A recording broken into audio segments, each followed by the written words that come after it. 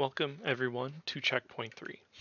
This is a fairly straightforward checkpoint, and it's also pretty quick because there's only one character to talk about here. Um, Really, you just use Huntress for this. It makes everything easier than trying to do anything else. So the first boss is obviously the Goblin Battlecruiser. Now you could use any hero for this, but Huntress just makes it easy because you sit on the front of the ship and spam hawk shot at it. Because it doesn't phase, there's no need to worry about jumping on and off the ship. You just shoot at it. It doesn't matter, monk, apprentice, whatever. You just get on there, whack the crystal. But the next part, you're gonna want Huntress. So you're fighting two Goblin Cupids, and you better be good at dodging the arrows. Because otherwise you get hit, you can't use ability 2, and it extends the fight longer than is necessary. Now, you use Huntress rather than Ranger because Piercing Spread Shot is awful for long distance, and you don't use Gunwitch because at this distance, Huntress simply does more damage. Now, after the Cupids, obviously we've got Phoenix. In order to hit Phoenix well, you're going to need to aim for the claws because that's where Phoenix's hitbox is. Now, sometimes Phoenix will get a little uppity. It'll use 2 dive bombs in a row, probably kill you, but generally speaking, it's not too hard. And the final part of checkpoint 2 is 2 of the mech bosses from Almanac, and this is simply more of the same. You run in circles, you spam hawk shot at it, and you shoot your frost rifle or forest rifle. This is a really straightforward checkpoint, and well, this is how it's done.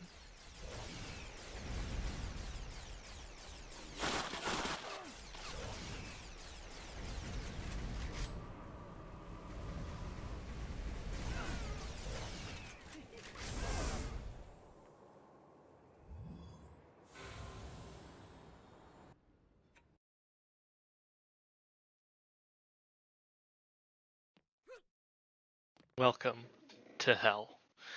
This is one of the most infuriating maps in the game, and because it is a massive endurance test. So this is fairly close to Ruthless Temple of Polybius setup. So we start with 4 snowmen and a turkey that we have to kill. You have to dodge a bunch of projectiles and deal with the turkey's ground slams. Now, the turkey's ground slams can be dealt with fairly easily once you realize that they come only once every 4 attacks. Well, there's 4 attacks between every slam. So it's just dealing with the snowmen while working around that. Once the snowmen are gone, you have to deal with all the little mini turkeys because otherwise generally they're going to be taking your pet damage. And I say that because this is pretty much the setup you're going to be using to do this map. Big Monk is too slow. You will be killed by snowballs from the snowmen before you can really do much else. Actually, most characters are going to be that way. Gunwitch won't have that issue, but the issue with Gunwitch is that it is extraordinarily mana hungry.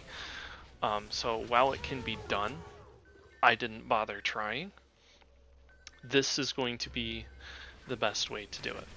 So once the turkey's done, you have to deal with 4 heroes. You're going to be basically herding these guys into a single area and then running around them. And what this lets you do is it lets you lay down fire with Mischief Maker and have them just sit on top of that fire so that you get more damage on them that way. And this is the reason that I use Mischief Maker as opposed to, say, a Dragon Halberd or something, because it lets you get all of the fire damage on multiple enemies at the same time, along with the obnoxiously high stats that Mischief Makers have. Now, as for pet choice, I am using a mini mech, but Eye of Devastation from Spooktacular Bay will work just as well.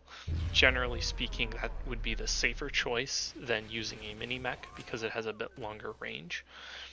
But the mini-mech has more damage, so stuff takes less time. So once the heroes are dead, we are moving into the wasps, and you really need to watch out for the mini wasps. They are the issue. You see that group of 3, that is going to catch you a lot if you're not paying attention. But in this case, we're just going to run big circles around them, and those stingers that you see won't be able to hit you. Now, those stingers aren't actually the biggest problem on this map. They do more than half your HP on a mini-monk, but really you shouldn't get hit by them. The biggest problem is those little green balls that you see the mini wasps putting out, because those green balls slow you down so that you will get hit by the stingers and die, and they also disable your abilities. So that is what we're trying to avoid here. So really we're just running these wasps around in circles until our pet takes care of them. As you can see, we're already down to 1 left. Turn on Hero Boost, and we get rid of the second one. Now I go immediately run to take out a pillar, because we are now fighting the Polybius machine and Mischief at the same time. And what I want to do is I want to buy some time without the Polybius machine shooting fire. And I'm going to do about half of his HP because of how the mechanics of this map work. So you want to kill Mischief first, because if you kill the Polybius machine first, what winds up happening is that 4 Harbingers permanently spawn at the corners of the map, and they will respawn after a few seconds after you kill them. And also, Mischief just is like permanently healing. So it actually just becomes awful to deal with. So instead what we're going to do is we are going to kill Mischief first, and that will make it much easier to deal with.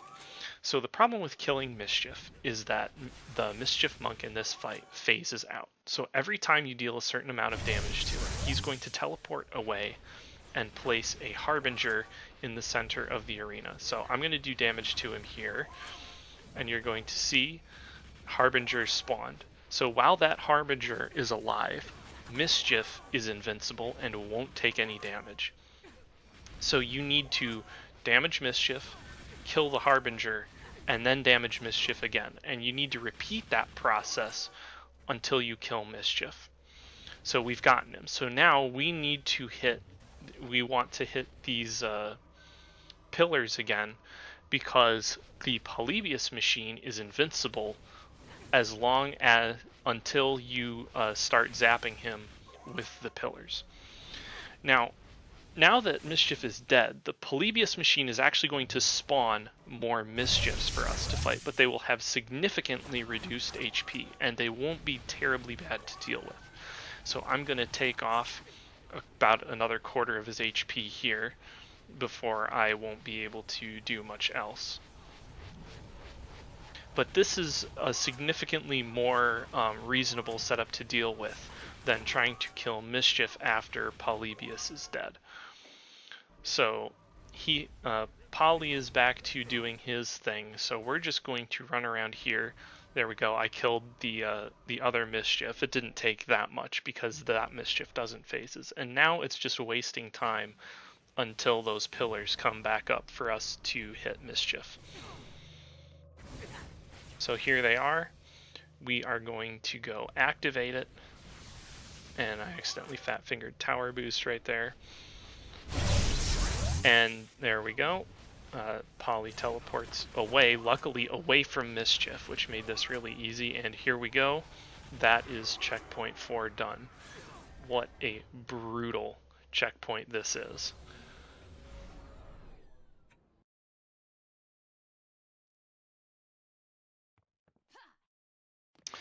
Welcome back to episode 3 of Barbarian Taking a Crap on True Boss Rush.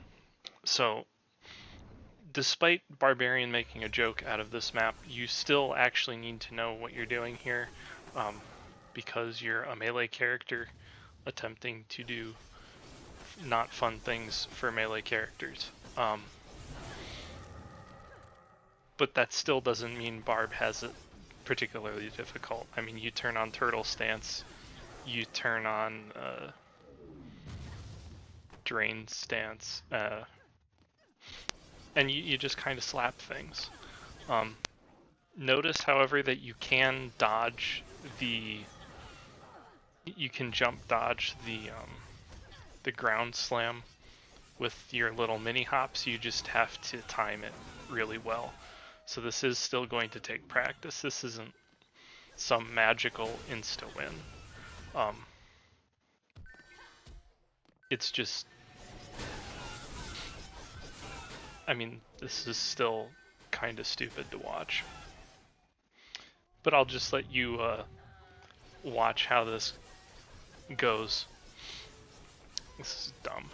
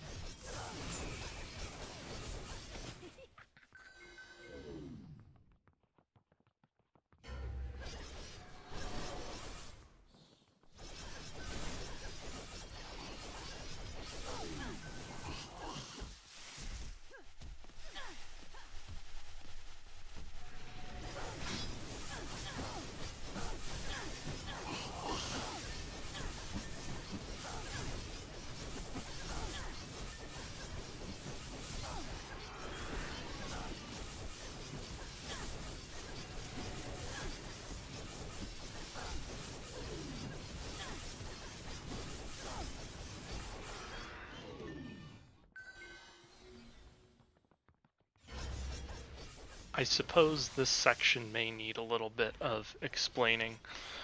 So, like normal on Barbarian, you still go to disable Poly and do damage early. The difference is going to be in how you handle Mischief, and that's primarily due to the fact that you're a Barbarian and you're melee.